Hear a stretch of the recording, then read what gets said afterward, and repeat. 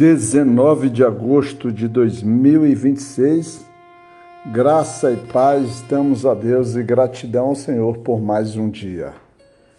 Livro de Zacarias, capítulo 10, vamos até o verso 5, e nele diz: E serão como homens poderosos que pisam seus inimigos na lama da rua durante a batalha. E eles lutarão, porque o Senhor é com eles, e os cavaleiros sobre os cavalos serão confundidos.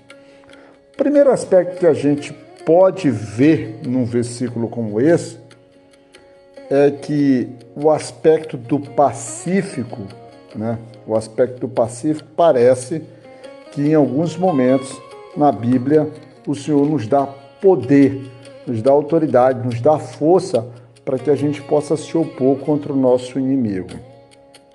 A primeira coisa que vem é isso. Mas observa que isso tem que ser como um ato do próprio Senhor na vida do seu povo, da sua igreja, e não um ato do homem rebeldia, porque se sentiu injustiçado, se sentiu perseguido, se sentiu humilhado. Então, o primeiro aspecto que a gente precisa ver é isso. Há uma possibilidade do uso da força? Sim, mas o que nós usamos é a força do Senhor.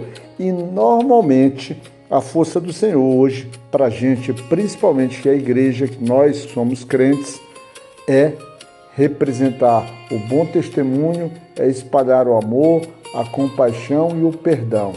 Normalmente, nós estamos vendo aqui um cenário em que se define como um campo de batalha. Mas o aspecto que deve se prevalecer é que a força do Senhor deve passar por entre nós e chegar naquele que precisa, vamos dizer assim, receber essa força, ou ser atingido por essa força. O capítulo, ele é interessante porque a gente está vendo de uma restauração de um povo que vem do exílio babilônico. Esse povo da reconstrução dos templos, para que futuramente venha a reconstrução dos muros de Jerusalém. Então a gente tem aqui. E a primeira coisa também, ou uma coisa muito importante que esse capítulo vai trazer, está logo no seu verso inicial, quando ele diz assim: Pedi ao Senhor chuva no tempo da serôdia.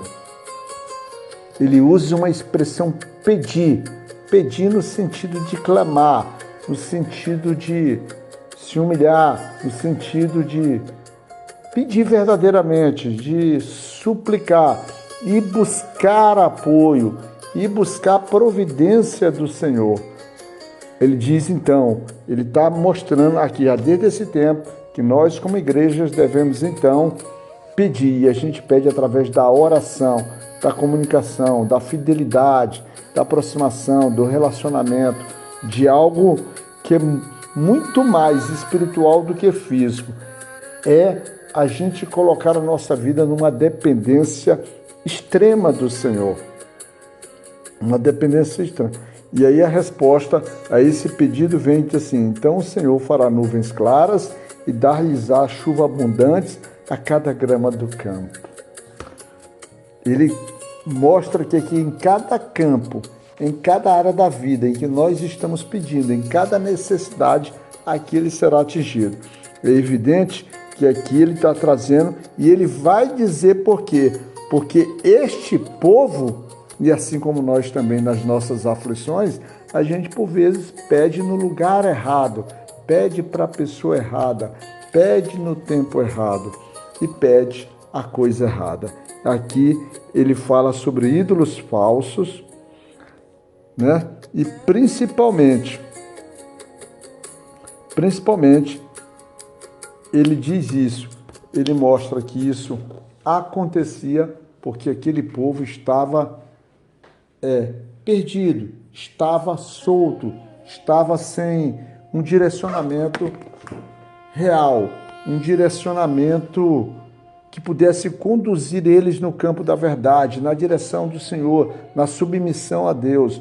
Eles estavam cheios de líderes falsos, porque a palavra do Senhor, no finalzinho do verso 2, diz assim: porque não havia pastor. E o quanto é importante, meus irmãos, o quanto é importante essa questão da liderança espiritual. Hoje nós temos o nosso pastor real é o nosso Cristo, e através da palavra dele está aqui. Mas nós ainda temos homens na nossa caminhada, né, nas nossas organizações, quando eu falo na nossa organização, na nossa forma de se organizar, como na nossa forma de se reunir, que acabam tomando a frente,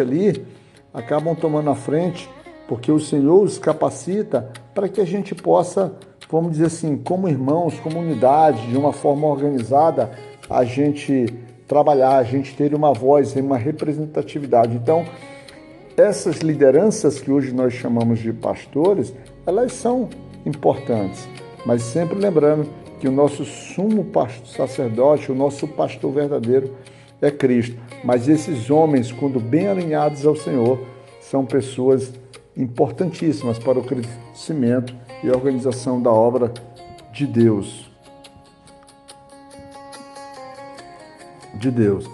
E aí, ele vai e ele diz que, então, o Senhor se ira contra esses homens, se ira contra esses falsos líderes, se ira contra esses falsos pastores, que a expressão pastor aqui, ela tem muito mais a concepção de governantes e também de sacerdotes que faziam com que a casa de Judá fosse caísse. Mas o Senhor diz assim, que o Senhor dos Exércitos visitou o seu rebanho, que ele chama de a casa de Judá, e fez deles como seu cavalo gracioso na batalha. Um povo agora que era perdido, que era fraco, agora torna-se um cavalo de batalha. E aí, como se diz, porque desse povo, aí ele, no verso 4, ele diz assim, dele surgiu a esquina, dele a estaca, dele o arco de guerra, dele sairá todo o opressor. Desse povo sairá tudo isso. Por que ele fala desse povo sairá tudo isso? Porque é do próprio Senhor, porque da vontade do próprio Deus. Vamos dizer assim, esse povo representa o próprio Deus. Então daí sairá, ou seja, aquele que governará, aquele que representará o seu poder militar, aquele que sustentará e que também manterá o povo em união, em sustentação e no caminho correto. O capítulo, ele traz para um fortalecimento, ele traz para uma reconstrução, ele traz para uma certeza que é de um estado de miséria para um estado agora de prosperidade, para um estado agora de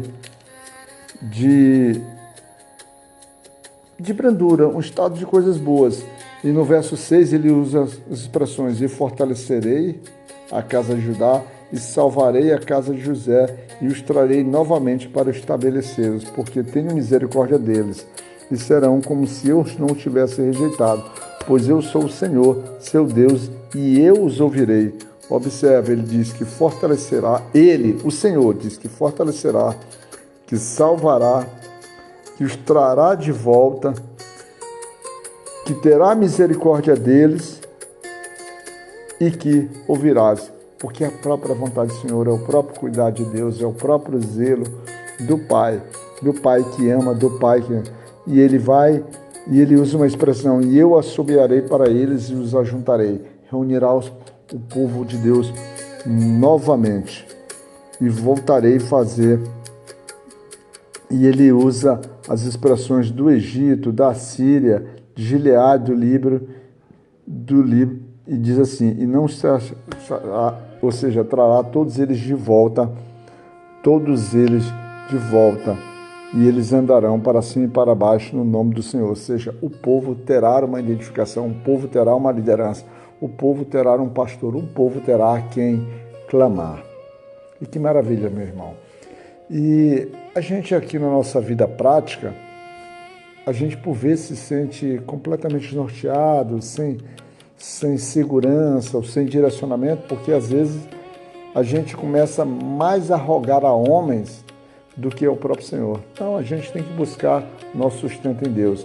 E é claro que esse Deus nos mostrará homens importantes e homens que poderão nos auxiliar na caminhada no sustento e vamos dizer assim, na nossa restauração e nossas necessidades. Mas essa força toda vem de Deus. Fica na graça de Deus, Pai Todo-Poderoso, e que Deus possa nos cuidar, meu irmão.